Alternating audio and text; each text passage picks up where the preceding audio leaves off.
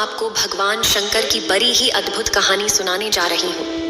एक बार भगवान भोलेनाथ पृथ्वी लोक पर भ्रमण के लिए गए तो उन्होंने एक युवा को देखा। वह ईश्वर को दोष देता जा रहा था। वह अपने जीवन से निराश था, दुखी था। तब भगवान शंकर बौद्ध भिक्षु का रूप धारण करके उस युवा को असली दुख के बारे में ज्ञान देते हैं। तो चलिए इस कहानी के माध्यम से समझते हैं कि असली दुख क्या होता है। अगर आप यह कहानी सुन रहे हैं तो पूरा सुनिए। इस कथा को आधा अधूरा छोड़कर जाने की गलती मत करिएगा, क्योंकि इस पवित्र कथा को पूरा सुनने से मनचाहा फल की प्राप्ति होगी। इसलिए इस कथा को पूरा सुने। आप शिव भक्त हैं तो भोलेनाथ का अनादर ना करें। सुख और दुख एक ही सिक्के के दो पहलू हैं। ये बात तो आपने सुनी ही होगी। सुख और दुख हमारे जीवन में लगातार आते ही रहते हैं और हमें लगता है कि हमारे जीवन में हजारों दुख हैं, हजारों समस्याएं हैं। लेकिन अगर आप वास्तविक तौर पर देखें, अगर आप इस बात को अच्छी तरह से समझें, तो आप ये समझ पाएंगे कि हमारे जीवन में केवल एक ही दुख होता है। और दुख क्या है वो हम इस कहानी के माध्यम से जानेंगे। और उस दुख का निवारण, उस दुख का समाधान क्या है, वो भी हम इस कहानी में ही जानेंगे। तो इस कहानी के अंत तक जरूर बने रहिए। एक समय की बात है, एक गांव में एक व्यक्ति रहता था। उसका नाम सोनू था।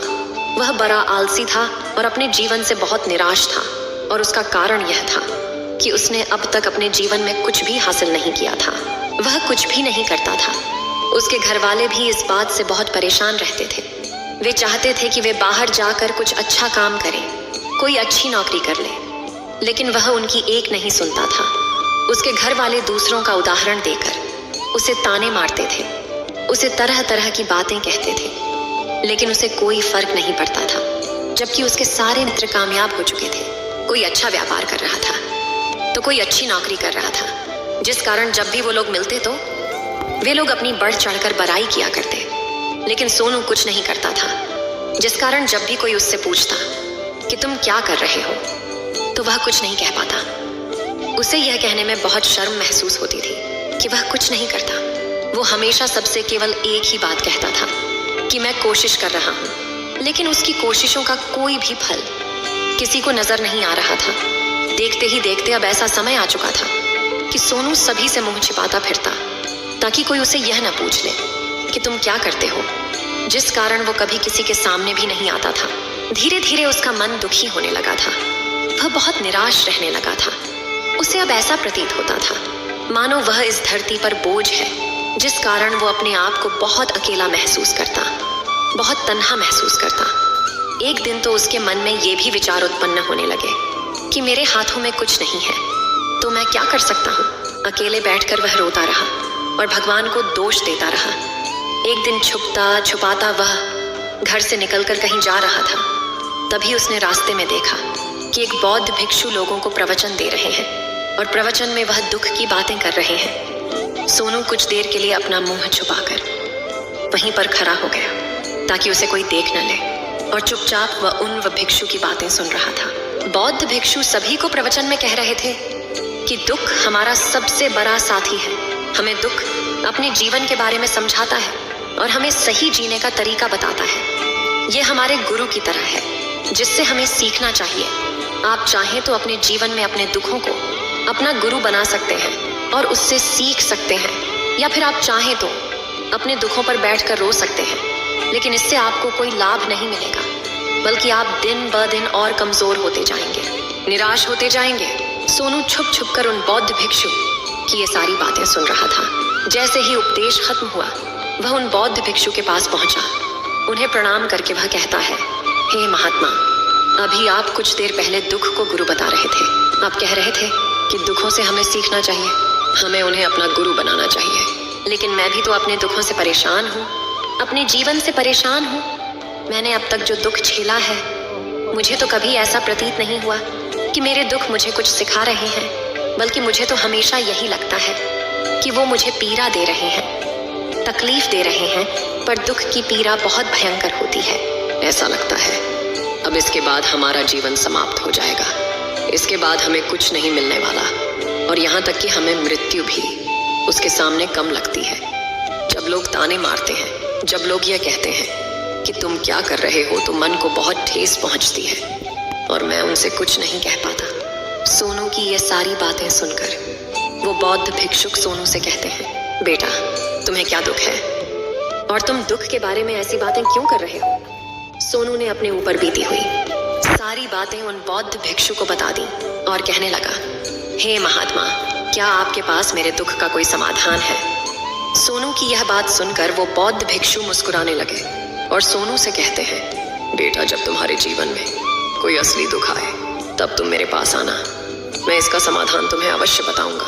उन बौद्ध भिक्षु की यह बात सुनकर सोनू थोड़ा सा अचरज में पड़ गया। उसे यह समझ नहीं आ रहा था कि क्या उसने अब तक जो दुख झेला है वह असली दुख नहीं है। उसने जो अब तक पीड़ाएं सही हैं, जो ताने सहे हैं, जो तकलीफें उठाई हैं, क्या वह असली दुख नहीं है? आगे वह मन ही मन अपने आप से कहता है कि जब मुझे मेरे अपने नहीं समझ पाए तो ये बौद्ध भिक्षु मुझे क्या समझेंगे। इतना सोचकर वह वहां से चला गया। सभी लोगों के ताने सुन सुनकर सोनू बहुत थक चुका था, तो बहुत निराश हो चुका था, जिस कारण उसने निर्णय लिया कि वह अब कुछ करके दिखाएगा। उसने अपने पिता से थोड़ा सा रुपया लिया और उस रुपया से उसने एक व्यापार शुरू किया। उसके पिता बहुत खुश थे कि कम से कम मेरा बेटा कुछ करने का प्रयास तो कर रहा है, लेकिन उसे व्यापार में कोई सफलता नहीं मिल रही थी, जिस कारण वो बहुत ही हताश हो चुका था। वह बहुत निराश हो चुका था। उसे ये समझ नहीं आ रहा था कि वह क्या करे, किस तरह से अपने व्यापार को आगे बढ़ाए। तभी उसके पिता ने उससे कहा, बेटा कोई बात नहीं, इसी तरह से प्रयास करते रहो, आज नहीं तो कल सफलता अवश्य मिलेगी। सोनू ने अपने पिता की बात मानी और अपने व्यापार में और भी कड़ी मेहनत करने लगा। धीरे धीरे उसे सफलता मिलने लगी और फिर उसने रफ्तार पकड़ ली। देखते ही देखते केवल 3 सालों के अंदर वह एक बहुत बड़ा व्यापारी बन गया। अब उसके पास धन दौलत की कोई कमी नहीं थी। लोग जो उसे पहले नापसंद किया करते थे, अब उसे पसंद करते थे, उसकी चिंता करते थे, उसके कार्यों की सराहना करते थे। उसके माता पिता भी अब अपने बेटे से बहुत खुश थे और उसकी सफलता से वे अत्यंत प्रसन्न थे। धीरे धीरे सोनू के मित्रों की संख्या लगातार बढ़ती जा रही थी। सोनू के कुछ मित्रों ने उसे यह भी सलाह दी कि उसे अपना व्यापार और तेजी से बढ़ाना चाहिए, उसे और फैलाना चाहिए। जब तुम आज केवल इस नगर के सबसे बड़े व्यापारी हो तब तुम इतना खुश हो, तुम्हारे साथ ये सारे लोग हैं। वहीं पर तुम सोचो कि जब तुम इस राज्य के सबसे बड़े व्यापारी बन जाओगे तब तुम्हारे यहाँ पर लोगों की भीड़ लग जाएगी। लोग तुमसे मिलने के लिए समय निकालेंगे। यहाँ तक कि इस राज्य का राजा भी तुमसे मिलना चाहेगा, तुम्हारी तारीफ करेगा, और यदि कभी ऐसी जरूरत आन पड़ी तो वह तुमसे धन भी उधार लेने के लिए अवश्य आएगा। सोनू को अपने दोस्त की यह बात बहुत पसंद आई। सोनू ने सोचा कि मेरे मित्र सही कह रहे हैं, मुझे अपने व्यापार को और बड़ा करना चाहिए और फैलाना चाहिए, तभी तो हर कोई मेरे बारे में जान सकेगा, हर कोई मुझे पहचानेगा। उसने बिना देरी किए, अपने समय को बिना गवाए अपने व्यापार में और मेहनत करने लगा। लेकिन अब की बार उसके मन में धैर्य नहीं था, जिस कारण उसने कुछ अनुचित कदम उठाए ताकि उसका व्यापार जल्दी से जल्दी और बड़ा हो जाए। उसने कई लोगों से अधिक मात्रा में धन उधार ले लिया, जिससे उसके ऊपर अब काफी ऋण हो चुका था। और इतना ही नहीं, वो यहाँ पर नहीं रुका। उसने अधिक से अधिक मुनाफा कमाने के चक्कर में अपने माल की गुणवत्ता को भी खराब कर दिया, जिससे अब उसके माल में वह बात नहीं रह गई थी जो पहले हुआ करती थी। लेकिन वह अपने मित्रों की बात सुनता रहा। जैसा उसके मित्र कहते थे वो वैसा ही करता चला जा रहा था। यहाँ तक कि उसने अपने व्यापार को और भी तीव्रता से बढ़ाने के लिए अपने दूसरे छोटे व्यापारियों के खिलाफ षड्यंत्र भी रचने शुरू कर दिए, जिस कारण उसके मन में अब पहले जैसा वह सुकून नहीं था। उसे अब रातों को नींद नहीं आती थी। वह केवल एक ही विचार में लगा रहता था कि किस तरह से उसका व्यापार पूरे राज्य में फैल जाएगा और वह इस राज्य का सबसे बड़ा व्यापारी बन जाएगा, जिस कारण वह दिन रात केवल इसी मेहनत में लगा रहता, वह किसका व्यापार जल्दी से जल्दी और बड़ा हो जाए। हालांकि उसके पास अब सब कुछ था, धन दौलत, अच्छा घर, गाड़ियां, नौकर चाकर, सभी सुख सुविधाएं। लेकिन उसके बावजूद भी वह उन चीजों का लाभ नहीं उठा पा रहा था, क्योंकि उसका पूरा ध्यान केवल अपने व्यापार को और उन्नति पर ले जाना था। एक दिन सोनू अपने रथ पर बैठकर एक मार्ग से होकर गुजर रहा था। तभी रास्ते में उन्हें गुरुवर का आश्रम पड़ा। ये देखकर वह उन बौद्ध भिक्षु के पास गया और बौद्ध भिक्षु से कहने लगा, हे महात्मा, आपने कहा था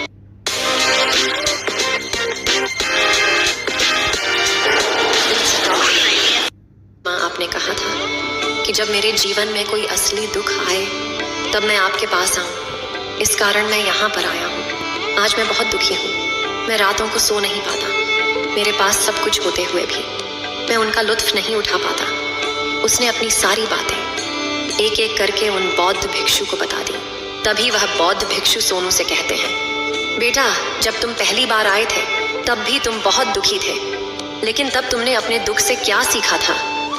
इसके जवाब में सोनू उन बौद्ध भिक्षु से कहता है, हे महात्मा, जब मैं अपने जीवन में कुछ नहीं कर पा रहा था तब मैंने अपने दुखों से यह सीखा था कि केवल सोचने मात्र से कुछ नहीं होगा। उसके लिए हमें कुछ करना भी पड़ेगा, और केवल कोई कर्म करना ही हमें सफल नहीं बनाता, बल्कि उस कर्म को उसके अंजाम तक पहुंचाना हमें सफल बनाता है। फिर चाहे रास्ता कैसा भी हो, फिर चाहे परिस्थितियां कैसी भी क्यों ना हो, फिर चाहे कितनी ही बाधाएं आपके रास्ते में क्यों ना आ जाएं, चाहे ऐसा क्यों ना लगने लगे कि अब आपके जीवन में कुछ नहीं बचा और आप कुछ नहीं कर सकते, तब भी हौसला बनाए रखो, उम्मीद न छोड़े और अपने कार्य पर डटे रहो, यह सोचकर कि जब तक मैं अपने कार्य को सफल नहीं कर लेता, जब तक मैं अपने लक्ष्य तक नहीं पहुंच जाता, तब तक मैं इस कार्य को करता रहूंगा।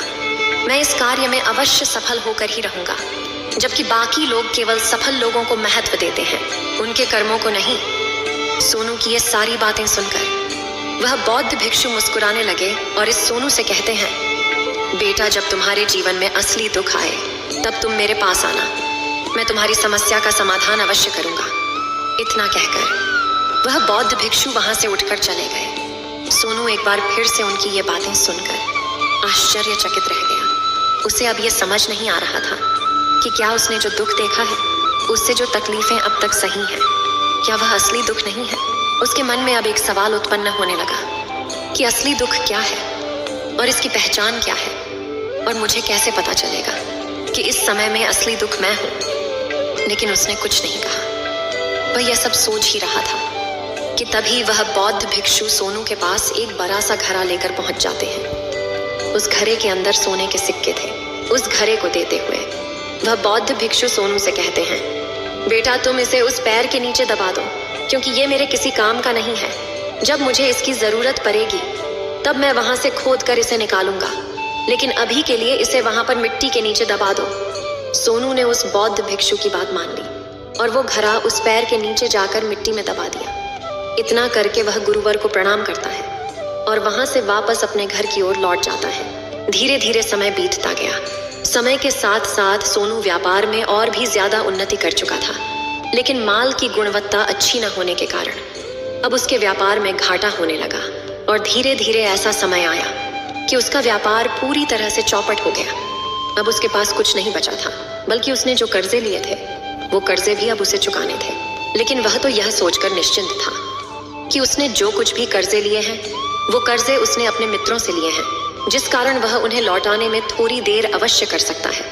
वह तो यह सोच रहा था कि उसके मित्र उसका बुरे समय पर साथ देंगे, लेकिन सबसे पहले उसके मित्र ही उसे अपना कर्ज वापस लौटाने की मांग करने लगे।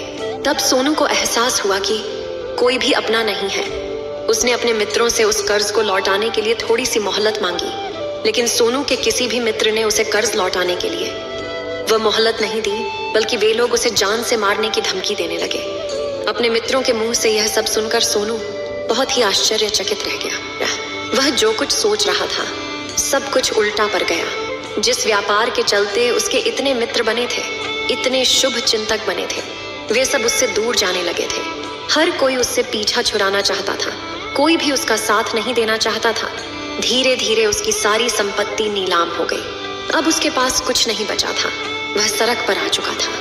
उसने हार मानकर अपने माता पिता से कहा, पिताजी, मेरी मदद कीजिए, मेरे ऊपर बहुत ऋण है, मुझे उसे लौटाना है, कृपा करके मुझे थोड़ा सा धन दे दीजिए। इस पर सोनू के पिता ने सोनू से कहा, बेटा, मेरे पास तो ले देकर बस यही एक छोटा सा घर है।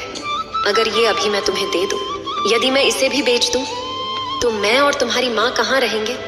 हमें भी दर दर की ठोकरें खानी पड़ेगी, हमें भी सड़कों पर भीख मांगनी पड़ेगी। ले देकर अब हमारे पास केवल यही संपत्ति बची है, इसलिए मैं तुमसे क्षमा मांगता हूँ। अपने माता पिता के मुख से यह सुनकर सोनू चुपचाप वहां से चला गया और मन ही मन वह सोच रहा था कि अब मेरे पास कुछ नहीं बचा, जो था वह तो सब लुट गया, बर्बाद हो गया। अब मैं जीकर क्या करूंगा? अब मेरे पास केवल एक ही रास्ता है जिससे मैं अपने कर्जदारों से अपना पीछा छुड़ा सकता हूँ। यह सोचता हुआ वह एक ऊंची पहाड़ी की ओर पहुंचा। वह पहाड़ी पर चढ़ता ही जा रहा था कि तभी उसे याद आया कि उन बौद्ध भिक्षु ने कहा था कि जब तुम पर असली दुख आए तभी तुम मेरे पास आना, मैं तुम्हारी समस्या का समाधान अवश्य करूंगा। यह सोचकर सोनू के मन में एक बार फिर उम्मीद की। वह लहर दौड़ पड़ी। सोनू तुरंत दौड़ता हुआ उन बौद्ध भिक्षु के पास पहुंचा और सोनू ने उन्हें प्रणाम करके अपने ऊपर बीती हुई हर एक बात उन्हें बता दी और कहने लगा, हे महात्मा, आपने कहा था कि जब मेरे ऊपर असली दुख आएगा तब आप उसका समाधान अवश्य करेंगे। तभी वह बौद्ध भिक्षु सोनू की इस बात को सुनकर मुस्कुराने लगे और कहते हैं, बेटा, कहाँ है असली दुख? जब तुम्हारे जीवन में असली दुख आएगा तो मैं उसका समाधान अवश्य करूंगा। उन बौद्ध भिक्षु के मुख से यह सुनकर सोनू के सब्र का बांध टूट गया और सोनू ने उन बौद्ध भिक्षुओं से कहा, हे महात्मा, आखिरी असली दुख क्या होता है? क्या मैंने आज तक जो भी दुख झेला है, जो भी तकलीफें आज तक मैंने सही हैं, क्या ये दुख नहीं है? क्या इसे दुख नहीं कहते? तभी वो बौद्ध भिक्षु सोनू से कहते हैं, बेटा, पहले तुम मुझे ये बताओ कि तुमने अपने दुख से क्या सीखा है। इसका जवाब देते हुए सोनू उन बौद्ध भिक्षु से कहता है, हे महात्मा, मैंने तो यही देखा है कि जो लोग तुम्हारी तरक्की में तुम्हारा पीछा करते हैं, तुम्हारे साथ जुड़ते हैं, वो लोग तुम्हें अवश्य धोखा देंगे, क्योंकि ऐसे लोग बुरे समय पर तुम्हारा साथ नहीं देने वाले, बल्कि तुम्हारा फायदा उठाने का ही वह प्रयास करेंगे। इसलिए ऐसे लोगों पर भरोसा न करें, बल्कि जो लोग तुम्हारी असफलता के समय पर, तुम्हारे बुरे समय पर तुम्हारे साथ खड़े हैं, वही तुम्हारे असली मित्र हैं और वही तुम्हारे साथ रहते हैं। और ऐसे लोग तुम्हें बहुत कम मिलते हैं और जिन्हें भी ऐसे लोग मिलते हैं उन्हें हमेशा उनकी कद्र करनी चाहिए। आगे सोनू उन बौद्ध भिक्षु से कहता है कि जब तुम कोई कार्य कर रहे हो तो उसे पूरी ईमानदारी से करो, धैर्य रखो, लालच न करो और अपने लक्ष्य तक पहुंचने के लिए किसी के लिए भी कोई षड्यंत्र न रचो, क्योंकि ऐसा करने से तुम्हारे साथ ही बुरा होगा और तुम्हें हमेशा नुकसान में रहोगे। सोनू की ये सारी बातें सुनकर बौद्ध भिक्षु उस पैर के पास पहुंचे। उन्होंने गड्ढा खोदा और वह घड़ा निकालकर उस सोनू के हाथ में थमा दिया, जिसमें सोने के सिक्के भरे हुए थे। वह घड़ा सोनू के हाथ में थमाते हुए उन बौद्ध भिक्षुओं ने कहा, लो इसे पकड़ो और जब तुम्हारे जीवन में असली दुख आए तब तुम मेरे पास आना, मैं इसका समाधान अवश्य करूंगा। सोनू अब भी बड़ी अचरज में था। उसे यह समझ नहीं आ रहा था कि आखिर ये असली दुख है क्या, लेकिन उसने अपने हाथों में पड़े हुए उस घड़े को देखा जिसके अंदर सोने के सिक्के थे। ये देखकर उसे मन ही मन ये लगा कि चलो, अब तो थोड़ी सी राहत अवश्य हो जाएगी। मैं अपने मित्र का वो कर्ज लौटा सकूंगा और एक नया व्यापार भी फिर से आरंभ कर सकूंगा। जिस कारण उसने उन बौद्ध भिक्षुओं को प्रणाम किया, उनका धन्यवाद किया और वहां से चल पड़ा। सोनू ने उस सोने के सिक्कों से सभी का कर्जा लौटा दिया और अपने लिए एक बार फिर से नया व्यापार शुरू किया। व्यापार छोटा था, लेकिन अब की बार सोनू बहुत खुश था। उसने पूरी ईमानदारी, मेहनत और लगन के साथ अपने व्यापार पर काम किया और देखते ही देखते एक बार फिर से वह एक बड़ा व्यापारी बन गया। लेकिन अब की बार वो बहुत खुश था, क्योंकि इस बार उसने कोई लालच नहीं की, ना ही किसी के लिए षड्यंत्र रचा, बल्कि उसने पूरी ईमानदारी और मेहनत के साथ अपने व्यापार पर काम किया। लेकिन जैसे जैसे आप धनी होते जाते हैं, जैसे जैसे आप अमीर बनते जाते हैं, आपके मन में एक डर और उत्पन्न होने लगता है और वह अपनी दौलत को न खो देना, जिस कारण आप लोग दान करना शुरू कर देते हैं, पुण्य करना शुरू कर देते हैं, लोगों की मदद करते हैं, ताकि आपके जीवन में कभी कोई दुख ना आए। लेकिन यह जीवन सुख और दुख का संगम है, जिस कारण हर किसी को सुख और दुख से होकर गुजरना ही पड़ता है। इसी वजह से एक बार फिर से सोनू के जीवन में एक और दुख उत्पन्न हुआ। अब की बार उसके माता और पिता दोनों की मृत्यु हो गई। सोनू अपने माता पिता से बहुत प्रेम करता था, जिस कारण उसके मन को बहुत गहरा आघात पहुंचा। जब आखिरी बार वह उन्हें देख रहा था तो उसके मन में हजारों सवाल उत्पन्न होने लगे। वह अपने घर लौटा। घर लौटकर उसने देखा कि जिस संपत्ति के लिए वह हमेशा लड़ते झगड़ते रहते थे, आज उसकी देखभाल के लिए कोई नहीं था। उसके माता पिता ने जो भी मेहनत की, जो भी अपने जीवन में इकट्ठा किया, सब यही रह गया। लेकिन अब सब कुछ खत्म हो चुका था और सोनू का मन अब बहुत बेचैन हो रहा था। उसके मन में हजारों सवाल उत्पन्न हो रहे थे और वह अपने आप को बहुत अकेला महसूस कर रहा था। उसे बहुत खाली सा महसूस हो रहा था। उसने इधर उधर देखा लेकिन उसे कुछ समझ नहीं आया। तभी उसे उन बौद्ध भिक्षु की याद आई। वे तुरंत ही भागा भागा उन बौद्ध भिक्षु के पास पहुंचा। उसे देखते ही उन बौद्ध भिक्षु ने सोनू से सवाल किया और कहा, क्या बात है बेटा, क्या कोई फिर से दुख आन पड़ा है? तभी सोनू ने कहा, नहीं गुरुदेव, अब तो सब ठीक है, लेकिन आज मेरे माता पिता की मृत्यु हो गई और मैं बहुत अकेला महसूस कर रहा हूँ। मैं बहुत दुखी महसूस कर रहा हूँ, जैसे कुछ खाली सा है, जैसे कुछ अकेलापन सा। तभी वह बौद्ध भिक्षु सोनू से कहते हैं, बेटा, इसमें दुखी होने वाली बात क्या है? यह तो जीवन है, एक दिन तो सभी को जाना है। यहाँ पर कोई भी रहने नहीं आया और ना ही कोई रहेगा। हम सब एक ना एक दिन मृत्यु को प्राप्त हो ही जाएंगे और मृत्यु कब आएगी ये किसी को नहीं पता। हो सकता है कि तुम्हारी मृत्यु कल ही हो जाएगी या फिर आज और अभी।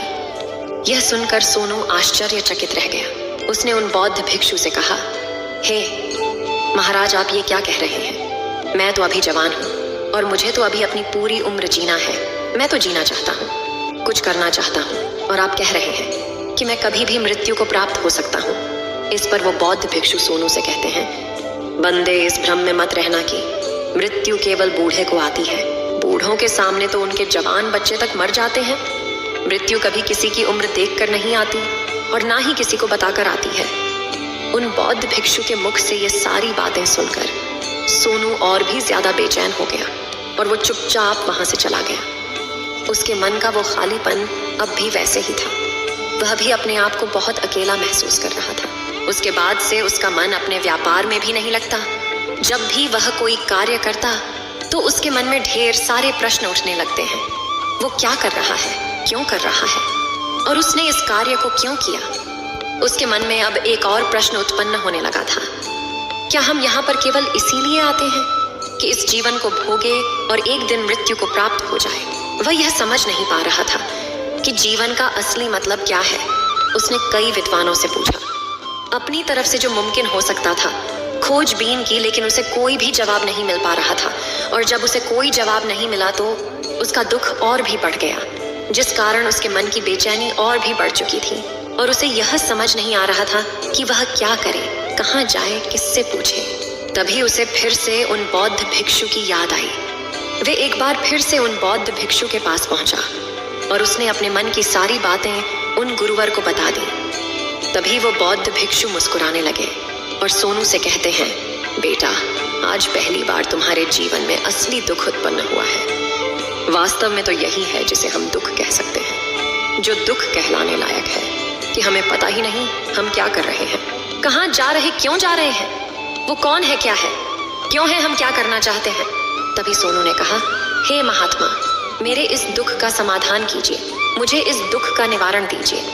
तभी वह बौद्ध भिक्षु सोनू से कहते हैं, हम सबके अंदर क्रोध, लालच, लोभ जैसी कई वासनाएं हमारे अंदर घर करके बैठ जाती हैं, जिस कारण हम अपने जीवन को टुकड़ों में जीते हैं और हमारी चेतना कभी एक नहीं हो पाती।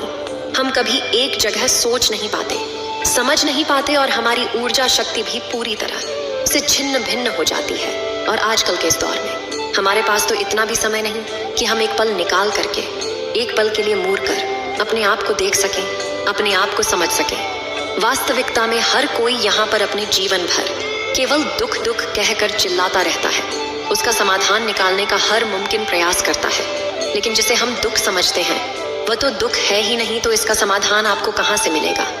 ये तो परिस्थितियां हैं जिसके कारण हम अपने आप को दुखी समझते हैं, अपने आप को तकलीफ में समझते हैं। जैसे हम एक परिस्थिति से निकलते हैं, हम किसी दूसरी परिस्थिति में फंस कर रह जाते हैं। जिस प्रकार हम पहली समस्या का सामना करते हैं, उसी प्रकार हम दूसरी समस्या का भी सामना करते रह जाते हैं। और जब हम इन परिस्थितियों से हार मान लेते हैं, जब हमें लगता है कि अब कोई रास्ता नहीं बचा, तब हमारे सामने हमें केवल एक ही रास्ता नजर आता है और वह है मृत्यु।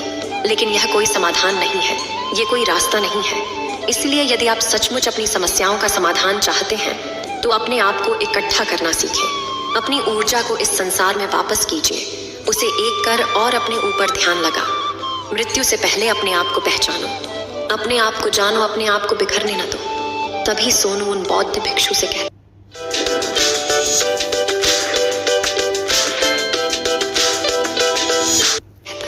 हे महाराज, तो क्या हमें इस जीवन को नहीं जीना चाहिए?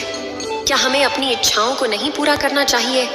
तभी वह बौद्ध भिक्षु सोनू के इस सवाल का जवाब देते हुए कहते हैं कि हमें किसी से भी लगाव नहीं रखना चाहिए, हमें अपनी इच्छाओं को मार देना चाहिए, हमें संपत्ति इकट्ठा नहीं करनी चाहिए, क्योंकि हम मनुष्य की इच्छाएं, कामनाएं, वासनाएं ऐसे होती हैं जैसे मानो कि एक पर्वत से गिरता हुआ झरना, जिस पर किसी का नियंत्रण नहीं है सिवाय देखते रहने के और परेशान होने के। लेकिन जब तुम अपने ऊपर ध्यान देने लगते हो, तब तुम अपने आप को पहचान जाते हो, समझ जाते हो, तब तुम इस पर नियंत्रण पा सकते हो, तब इच्छाएं भी तुम्हारे वश में होती हैं और फिर तुम चाहो तो उन इच्छाओं पूर्ति भी अवश्य कर सकते हो। गुरुदेव की ये सारी बातें सुनकर सोनू ने गुरुदेव से कहा, हे महाराज, आपका बहुत बहुत धन्यवाद। आपने मेरी सबसे बड़ी समस्या का समाधान आज कर दिया है। मैं आज से अपने आप को एकत्रित करूंगा। गुरुदेव, मानव शरीर में बहुत ऊर्जा है, बहुत शक्ति है, पर वह बेकार के कामों में लग जाती है, जिस कारण हमारा जीवन भी बेकार की चीजों में लगा रहता है। लेकिन हम कभी भी इस पर अपना ध्यान नहीं देते, हम कभी भी अपनी ऊर्जा को केंद्रित नहीं करते, अपने ऊपर कभी ध्यान नहीं देते। हमारा जीवन भी कुछ ऐसा ही है। हम अपने जीवन में हमेशा अपने आप से ऊपर वाले से सवाल करते रहते हैं कि हमारे जीवन में इतना दुख क्यों है। हम सभी के मन यह सवाल तो अवश्य ही उठता है और इसका जवाब है कि वह ईश्वर यह चाहता है कि हम अपने जीवन के अंतिम दुख तक पहुंच सकें, उस गहराई तक पहुंच सकें जहां पर हमें यह पता चल सके कि हमने अभी तक अपने आप को नहीं जाना, अपने आप को नहीं पहचाना। मानव शरीर के अंदर जो ऊर्जा है, जो शक्ति है, उसके बारे में हम अभी तक नहीं जानते। हम अपने आप को चाहे तो एकत्रित कर सकते हैं, अपने आप पर नियंत्रण पा सकते हैं, लेकिन हम अपनी इस ऊर्जा का बेअर्थ उपयोग करते रहते, व्यर्थ की चीजों में लगा देते, जिस कारण हम अपने आप को कभी नहीं पहचान पाते और ना ही कभी अपने आप पर नियंत्रण पा सकते हैं। लेकिन यदि आप अपने आप को जानना चाहते हैं, अपने आप को पहचानना चाहते हैं, तो पहले आपको खुद को एकत्रित करना होगा, अर्थात ध्यान लगाना होगा। ध्यान से ही आप अपने दुखों की उन समस्याओं का समाधान निकाल सकते हैं और तभी आप अपने आप को पहचान सकते हैं, जान सकते हैं और अपने जीवन के हर दुखों का समाधान भी कर सकते हैं। इस वीडियो को बोलते समय कोई त्रुटि हो तो मैं क्षमा चाहती हूँ। उम्मीद है आप सभी को यह वीडियो अच्छी लगी होगी। अगर आप शिव के सच्चे भक्त हैं तो चैनल को सब्सक्राइब और वीडियो को लाइक करके कमेंट में हर हर महादेव लिख दीजिए।